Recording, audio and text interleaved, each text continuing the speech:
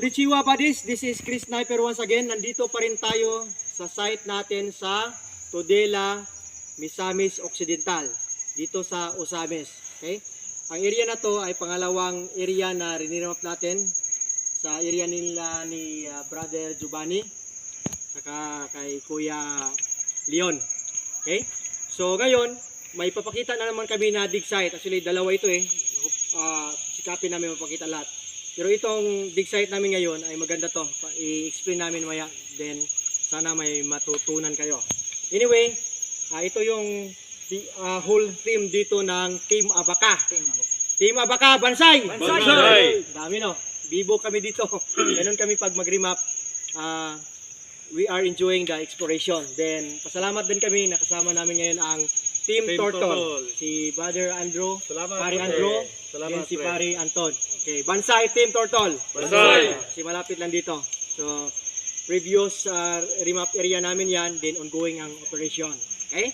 So, maraming salamat talaga then sa team dito. Okay? So, ang area na to ay talagang rich in history. Yan ang pinaka-basic buddies. Dapat pag ma-remap tayo, pag ma-survey, may history talaga ang lugar. Dapat may Japanese encampment or may kampo ng Hapon during World War II, then prior or before World War II. Ang kampo dito nasa left side saka sa right side namin. So dalawang kampo, nasa center ito, nakasentro ito ang area na to. Kaya yung unang vlog namin na may nakitang metal, maganda yon. Then galing doon, pupunta naman kami dito sa medyo flatland. Ito, maganda din ang resulta. Okay? Kaya ipapakita namin ngayon ang proper remapping. Then hopefully, may matutunan kayo. Salamat sa lahat ng mga viewers at mga watchers. Bago kami magpatuloy, manalangin muna tayo na ang team na to ay mag-success sa mga operasyon. Ang Team Abaka, ang Team Turtle. Bansay! Bansay! Diretso. Diretso na tayo. Diretso na tayo, buddies. Ito. Kung makikita nyo, ang bato na to, yan o. Halos 3 feet lang siya ha, or 1 yard ang taas. Tinatawag natin to na sub-mother code. Ang mother code doon sa west side. Pakita ko muna ang compass orientation. Yan. 90 east side, yan. So, dyan ang araw. Okay. Dito sa likod niya, west side. So, ibig sabihin, pag dito ako tayo, makita ko yung araw. Saka pang isometric to siya. Ganito lang siya body so. Pag tatayo ako dito, makita ko yung araw. Makita ko yung dig site. Then pag ang araw nasa na likod ko na sa west side, mga last stress, sa San Asiado, tatama yung anino ko dyan eh. Sigurado ko dyan. Ang anino sa San Asiado yan. Okay, pag dito ako nakatayo, kasi palubog ng araw. Kaya may malaking hilo doon sa dense marker. Diretso tayo. Ito ngayon, marami itong butas eh. May butas yung halos butas-butas siya. Pero kung titingnan siya natin ang structure, may makikita tayo na tinatawag natin sa harap niya na slash. Ito tinatawag natin na wood element.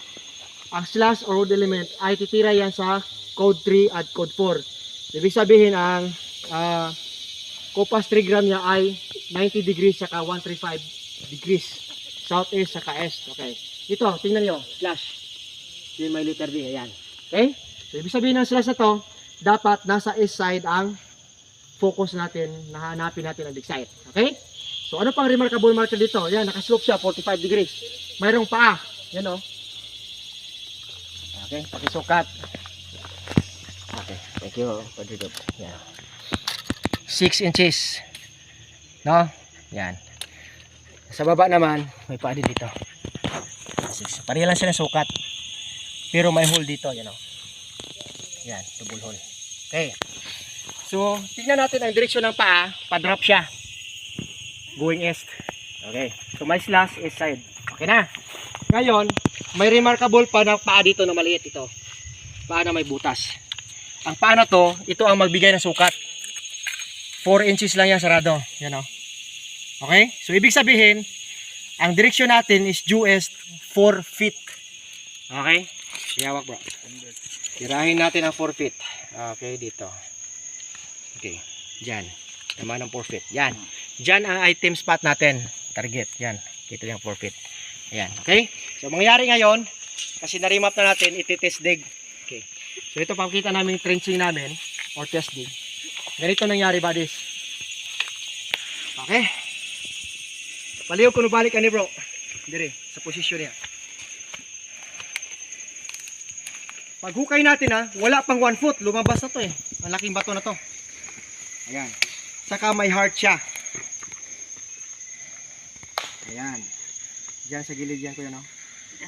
Ganyan ang posisyon niya. Ayan. Diyan mismo, sa spot ng heart na yan, ay diyan ang item spot natin.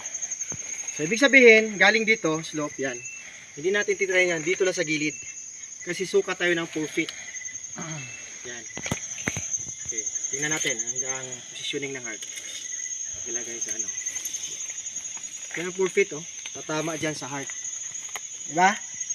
Din ano ito? Ito ang tinatawag na boulder blockage. Hindi pa nag 1 foot, may block na bato. So, ibig sabihin, talagang itinatabon siya, ibinabaon siya para magtabo ng dig site. Saka makikita natin na kinakating talaga to. Yan o, may cutting o. Yan. Saka ang sukat nito ay sarado 4. Yan.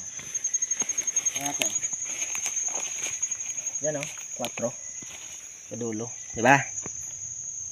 4 feet. Diba? So tama lang. Doon.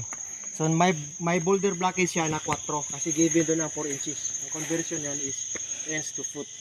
So 4 inches is 4 feet ang blockage ito. Lumabas na. No? Parang paalang ng bata. Maganda to. Pwede yung bata titira nito. Okay? So ngayon, ang mangyari buddies, nakuha ng heart. Ito, mas maganda kasi lumabas siya habang mababaw pa. Madali lang to i-pull out. Tingnan natin ang direction yung pada niya. Yan, yan, yan, yan. Diba? Patungo siya lahat dito. So dito ang drop point niya. Tingnan natin, mayroong bilog dito na magagamit natin sa tinatawag natin na waterfall type. Kaya ano ng tubig yun. Pag sisidlan na ng tubig natin to. Sige. Kita ka? Yan, magdadrop siya dito. Yan. Sige, ulit pag-drop sa taas daw. I-flowing na siya.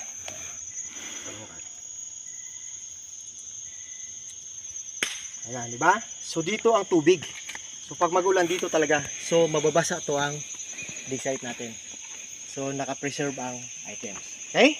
So yan lang buddies. Napaganda ng dig site natin. Ang laki ng blockage. Saka ang forma nito is parang heart din eh, na pataas. Saka tama ang sukat niya. Dito 4 inches, ito siya 4 feet.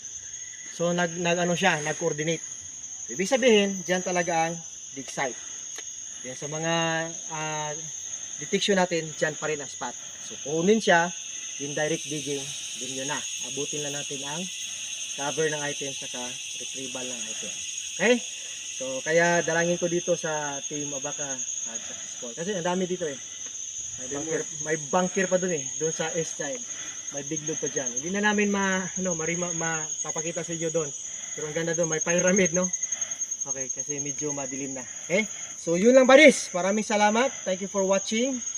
Then hopefully may natutunan kayo sa mga pinapakita namin na vlogging. Ginawa namin to sa area para lang mapakita na talagang may mga iba't ibang pattern ginagamit ang mga Japanese na member ng Golden Lily dati. Okay? Balik mo doon. Okay. So, balik ang team. Okay, yun. Okay? So, pasalamat kami kay Kuya Leon. Okay? Kay Brother Giovanni, anak ni Kuya.